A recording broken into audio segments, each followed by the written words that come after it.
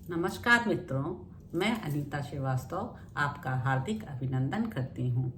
श्रीमद् वाल्मीकि रामायण में आज का प्रसंग है वाल्मीकि मुनि द्वारा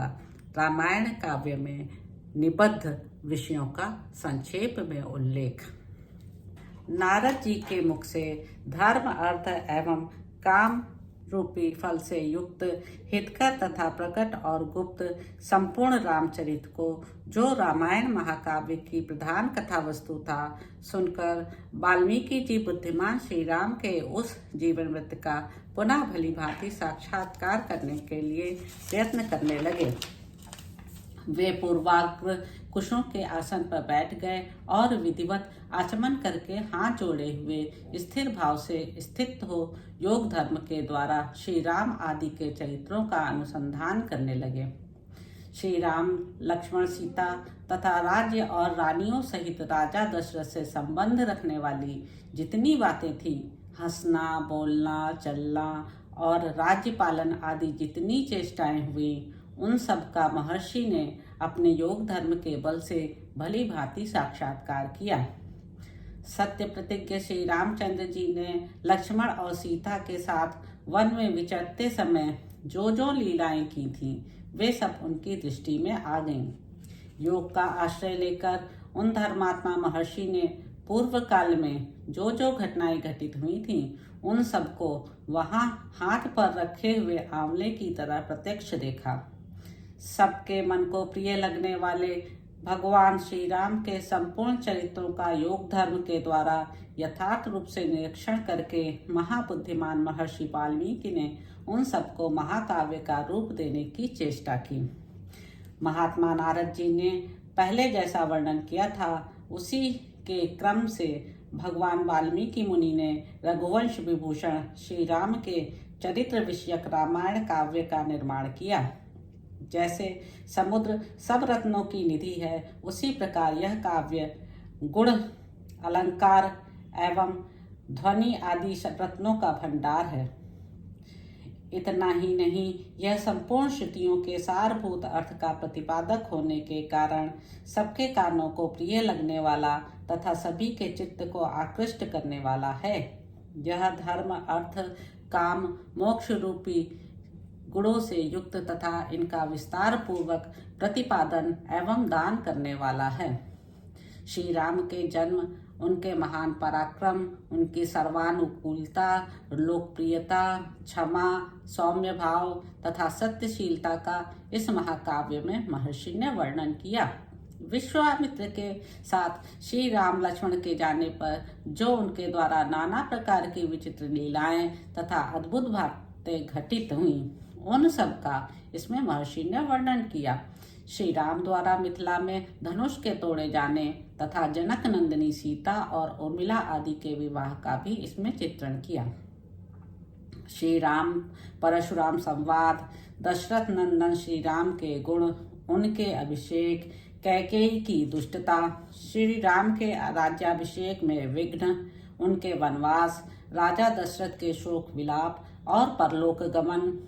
प्रजाओं के विषाद तथा साथ जाने वाली प्रजाओं को मार्ग में छोड़ने, निषाद राजगुह के साथ बात करने तथा सूत सुमंत को अयोध्या लौटाने आदि का भी इसमें उल्लेख किया गया। श्री राम आदि का गंगा के पार जाना, भरद्वाज मुनि का दर्शन करना, भरद्वाज मुनि की आज्ञा लेकर चित्रकूट जाना और वहां की नैसर्गिक शोभा का अवलोकन करना, चित्रकूट में कुटिया बनाना, उसमें निवास करना, वहां भरत का श्री राम से मिलने के लिए आना, उन्हें अयोध्या लौट चलने के लिए प्रसन्न करना, श्री राम द्वारा पिता को जलांजलि दान,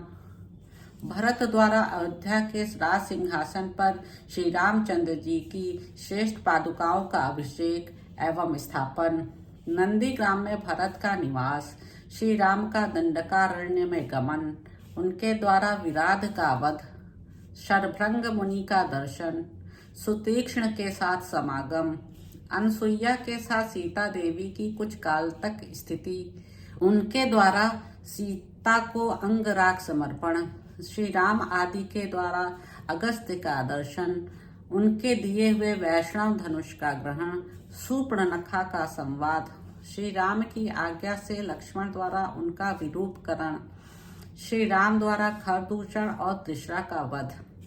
शूर्पणखा के उत्तेजित करने से रावण का श्री राम से बदला लेने के लिए उठना, श्री राम द्वारा मारीच का वध, रावण द्वारा विदेह नंदिनी सीता का हरण, सीता के लिए श्री रघुनाथ जी का विलाप, रावण द्वारा गृद्धराज जटायु का वध, श्री राम और लक्ष्मण की कबंध से भेंट, उनके द्वारा पंपा सरोवर का अवलोकन, श्री राम का शबरी से मिलना और उसके दिए हुए फल मूल को ग्रहण करना, श्री राम का सीता के लिए प्रलाप, पंपा सरोवर के निकट हनुमान जी से भेंट, श्री राम और लक्ष्मण का हनुमान जी के साथ ऋष्यमुख पर्वत पर जाना, वहां सुग्रीव के साथ भेंट करना, उन्हें अपने बल का विश्वास दिलाना और उनसे मित्रता स्थापित करना, वाली और सुग्रीव का युद्ध, श्री राम द्वारा वाली का विनाश, सुग्रीव को राज्य समर्पण, अपने पति वाली के लिए तारा का विलाप, शरत काल में सीता की खोज कराने के लिए सुग्रीव की प्रतिज्ञा, श्री राम का बरसात के दिनों में माल्यवान पर्वत के प्रश्रवण नामक शिखर पर निवास, रघुकुल सिंह तिलक, श्री राम का सुग्रीव के प्रति क्रोध प्रदर्शन, सुग्रीव द्वारा सीता की खोज के लिए वानर सेना का संग्रह, सुग्रीव का संपूर्ण दिशाओं में वानरों को भेजना और उनके पृथ्वी के द्वीप समूह आदि विभागों का परिचय देना, श्री राम का सीता के विश्वास के लिए हनुमान जी को अपनी अंगूठी देना, वानरों को ऋक्षबिल का दर्शन, उनका प्रायोपवेशन, संपाति से उनकी भेंट और बातचीत, समुद्र लंघन के लिए हनुमान जी का महेंद्र पर्वत पर चढ़ना,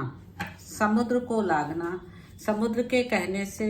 ऊपर उठे हुए मैनाक का दर्शन करना, इनको राक्षसी का डांटना, हनुमान द्वारा छायाग्राहिणी सिंहिका का दर्शन एवं निधन, लंका के आधारभूत पर्वत का दर्शन, रात्रि के समय लंका में प्रवेश, अकेला होने के कारण अपने कर्तव्य का विचार करना, रावण के मद्यपान स्थान में जाना, उसके अंतःपुर की स्त्रियों को देखना, हनुमान जी का रावण को देखना, पुष्पक विमान का निरीक्षण करना, अशोक वाटिका में जाना और सीता जी के दर्शन करना, पहचान के लिए सीता जी को अंगूठी देना और उनसे बातचीत करना, राक्षसियों द्वारा सीता को डांट फटकार, त्रिजटा को श्री राम के लिए शुभ सूचक स्वप्न का दर्शन, सीता का हनुमान जी को चूड़ामणि प्रदान करना, हनुमान जी का अशोक वाटिका के वृक्षों को तोड़ना, राक्षसियों का भागना, रावण के सेवकों का हनुमान जी के द्वारा संहार, वायुनंदन हनुमान का बंदी होकर रावण की सभा में जाना, उनके द्वारा गर्जन और लंका का दाह, फिर लौटती बार समुद्र को लांघना, वानरों का मधुवन में आकर मधुपान करना, हनुमान जी का श्री रामचंद्र जी को आश्वासन देना और सीता जी की दी हुई चूड़ामणि समर्पित करना, सेना सहित सुग्रीव के साथ श्री राम की लंका यात्रा के समय समुद्र से भेंट, नल का समुद्र पर सेतु बांधना, उसी सेतु के द्वारा वानर सेना का समुद्र के पार जाना, रात को वानरों का लंका पर चारों ओर से घेरा डालना, विभीषण के साथ श्री राम का मैत्री संबंध होना, विभीषण का श्री राम को रावण के वध का उपाय बताना, कुंभकर्ण का निधन, मेघनाथ का वध, रावण का विनाश, सीता की प्राप्ति, शत्रु नगरी लंका में विभीषण का अभिषेक, श्री राम द्वारा पुष्पक विमान का अवलोकन, उसके द्वारा दल बल सहित उनका अयोध्या के लिए प्रस्थान, श्री राम का भरद्वाज मुनि से मिलना, वायुपुत्र हनुमान को दूत बनाकर भरत के पास भेजना और अयोध्या में आकर भरत से मिलना, श्री राम के राज्याभिषेक का उत्सव, फिर श्री राम का सारी वानर सेना को विदा करना, अपने राष्ट्र की प्रजा को प्रसन्न रखना तथा उनकी प्रसन्नता के लिए ही विदेह नंदिनी सीता को वन में त्याग देना इत्यादि वृत्तांतों को एवं इस पृथ्वी पर श्री राम का जो कुछ भविष्य चरित्र था उसको भी भगवान वाल्मीकि मुनि ने अपने उत्कृष्ट महाकाव्य में अंकित किया है। तो इस प्रकार बालकांड का तीसरा सर्ग समाप्त होता है। आपको इसमें कुछ भी त्रुटि लगी हो, उच्चारण अथवा किसी भी भांति की, तो क्षमा करने की कोशिश करें। नमस्ते।